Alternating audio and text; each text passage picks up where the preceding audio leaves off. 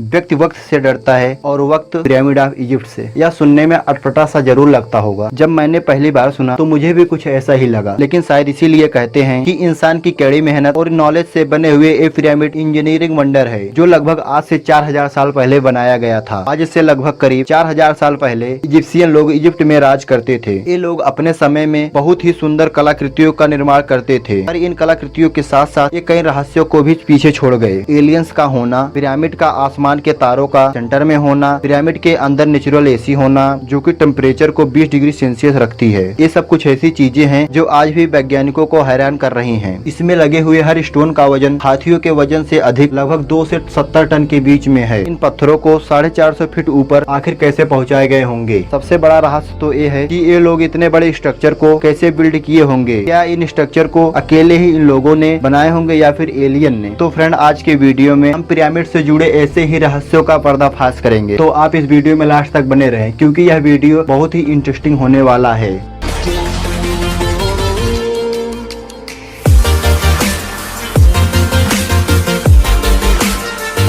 Egypt के pyramid दुनिया के फेमस जगहों में से एक है। पिरामिड को बहुत सालों से स्टडी किया जा रहा है। हर टेक्नोलॉजी से इसे समझने की कोशिश किया जा रहा है और आज तक इस रहस्य को कोई सॉल्व नहीं कर सका। इन्होंने एक एक पीस को एक साथ कैसे लाया, ये इतने परफेक्ट कैसे हैं? बिना किसी मशीन और टेक्नोलॉजी के ऐसे स्ट्रक्चर को बनाना इम्पॉसिबल है। सिर्फ एक पिरामिड के अंदर लगभग 23 लाख लाइम स्टोन लगे हैं। इन पत्थरों को एक जगह से दूसरे जगह तक मूव करना बड़ा मुश्किल है और इसे एक सही तरीके से सभी पिरामिड को बनाना नामुमकिन है, पर इन्होंने इन दोनों काम को किया। पिरामिड के एक एक ईंटों का वजन लगभग 2700 से 70,000 किलो के बीच में है और आजकल के मॉडर्न क्रेन लगभग 20,000 किलो वजन को उठा सकते हैं, जो बड़े बड़े अपार्टमेंट को बनाने में काम आते हैं। तो सोचो, वो आज से लगभग 4000 साल पहले आखिर ये सब कैसे किए होंगे? 4000 साल पहले 70,000 किलो के स्टोन को वो कैसे उठाए होंगे? पिरामिड का आधार 13 एकड़ में फैला हुआ है, जो कि 16 फुटबॉल मैदान जितना है। इतने बड़े पिरामिड को बनाने के लिए इसे बनाने में 1 लाख वर्कर जो किंग के इतने बड़े वफादार थे,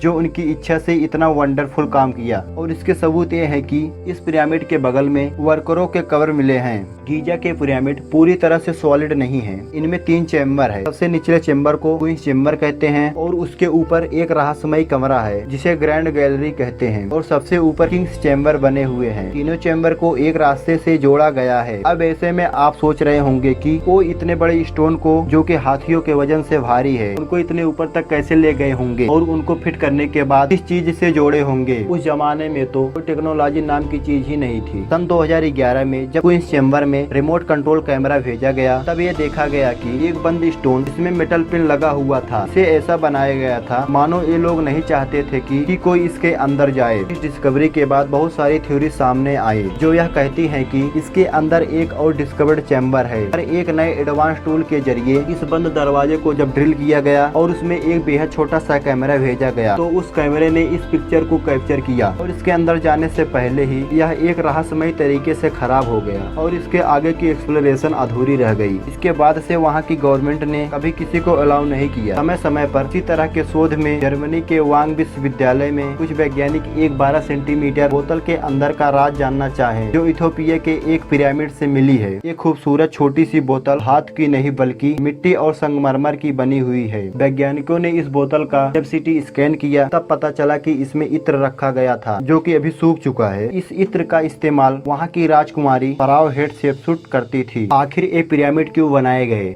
सही तरीके से कोई एक्सप्लेनेशन न होने के कारण आज तक तो यही माना गया है कि ये पिरामिड उस समय के राजा रानी के शव को रखने के लिए बनाया गया था। परंतु अजीब बात यह है कि इस पिरामिड से आज तक न तो कोई मम्मी बरामद हुई है, न ही कोई शव। पिरामिड अभी तक पूरी तरह एक्सप्लोर नहीं किया गया है, परंतु जहाँ तक एक्सप्लोर किया गया है उसकी बात करें तो जितने भी टनल्स मिले हैं सभी टनल्स खाली मिले हुए हैं। न ही इस टनल्स में कोई टेक्स्ट लिखा हुआ है और न ही कोई पिक्चर। काफी रिसर्च के बाद ये पता चल गया कि ये पिरामिड मम्मी को रखने के लिए नहीं बल्कि किसी और काम के लिए बनाए गए थे। ज्यादातर विचारक ये मानते हैं कि ये एलियंस ने अपने पावर प्लांट के लिए बनाए होंगे। पिरामिड उत्तर दक्षिण गोलार्ध में बने हुए हैं। पिरामिड पर शोध करने वाले वैज्ञानिकों का कहना है कि सभी पिरामिड उत्तर दक्षिण एक्सिस पर बने हुए हैं। इसका भू चुंबकत और ब्रह्मांडी तरंगों से विशिष्ट संबंध है। उत्तर दक्षिण गोलार्धों को मिलाने वाली रेखा पृथ्वी की चुंबक रेखा है। चुंबकीय शक्ति विद्युत तरंगों से सीधी जुड़ी हुई है, जो यह दर्शाती है कि ब्रह्मांड में बिखरी मैग्नेटोस्फीयर में विद्यमान चुंबकीय किरणों को संचित करने की अभूतपूर्व क्षमता पिरामिड में है और यह किरणें इकट्ठा होकर अपना प्रभाव अंदर विद्यमान वस्तुओं पर डालती हैं।